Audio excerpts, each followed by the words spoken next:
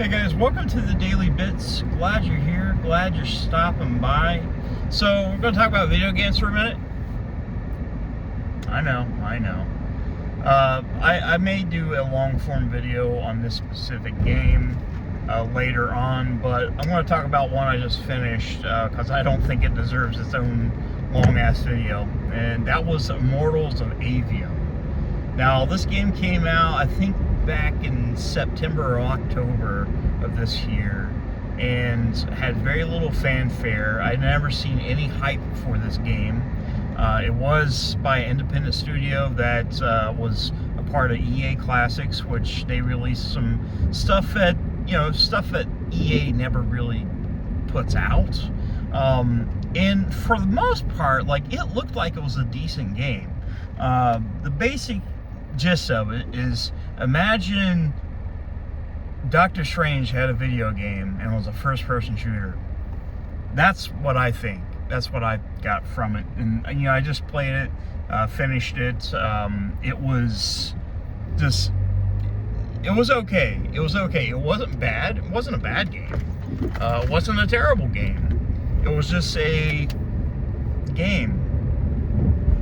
There wasn't really much interesting from it. Like, basically, the best way I can describe the story and the whole mood is take all the funny bits from any Marvel movie that's come out in the last 10 years and dial it up to 10, because it's the whole game. Now, I like my funny parts of my Marvel movies. There's some in there. One of my favorite movies in the Marvel-verse is Thor Ragnarok. But it's all the basic comedic relief of a Marvel movie dialed to 10 the whole time. And you get really tired of it. You really do. The characters you don't really care too much for. And in terms of a story, there's something there. It's interesting, but it's just not told very well. And it just doesn't take itself seriously at all. Like, I feel like there's not much in terms of stakes, especially the ending. Like, I mean, the way it ended, it was just like, oh, okay, yeah, let's not play that again. I don't know. It wasn't interesting. It could have been special. It could have been one of those hidden gems. And maybe in the future, maybe in the next 5-10 years, people might look at Immortals and Aveum in a kinder light, and it could be a cult classic eventually. I could see that happening. But, I mean, if you're into Marvel movies, just the whole, how everything is story-wise and the filling, it's basically that. It's basically Marvel comic relief, the movie. I mean, the video game, I'm sorry. The combat's pretty fun. You get to switch between 3 different magics, but they're kind of similar to, like, well, if you have a shotgun for one, and that's like a fire, I think they call them signals or siglifs. I forget what they call them. But basically, it's red is your shotgun, green is your machine gun, and blue is your rifle. But there's no guns. It's just you have things that take place with the guns, and it just happens to be your hands with a little thing on them. It's interesting. It's kind of cool. I'm not gonna lie. I'm not gonna knock it for that. It is fun to play. The enemies and stuff like that, the art style and everything, it looks pretty good. Like, the good thing about this game is it does look good on the graphical level. The art style is okay. Again, it looks like a Marvel movie. It's what it looks like. It feels like a Marvel movie. All of it. And the whole time you're watching and playing this game, that's the only thing you're going to be able to think is, like, this is a Marvel movie. That's all it is. I thought originally, whenever they was first talking about it, is like if it was Doctor Strange meets Doom. I didn't really get that from it.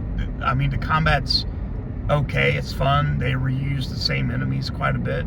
There's not much in terms of variation of the enemies.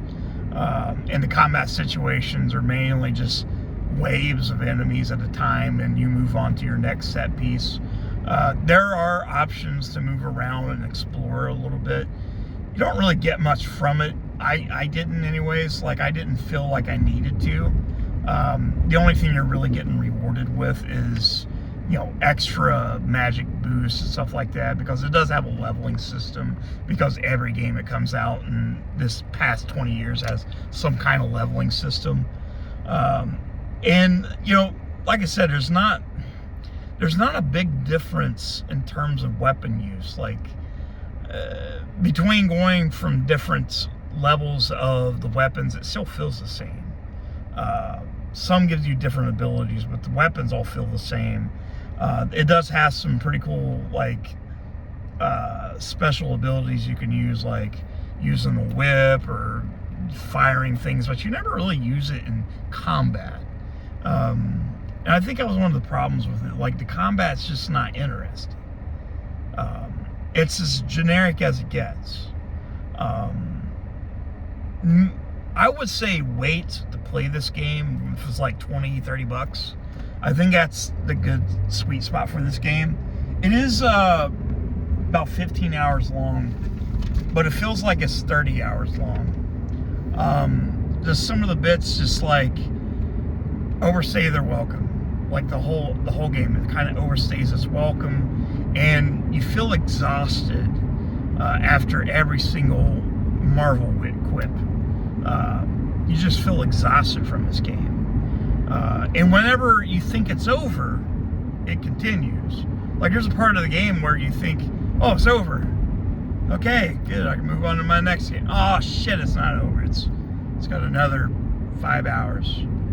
This game could have been cut down to like 10 hours. And I think it would have been perfectly fine. I think it wouldn't have overstayed its welcome. Maybe not, just with all the Marvel quips, is like, eh. But again, like I said, the story's okay. The art style's pretty good.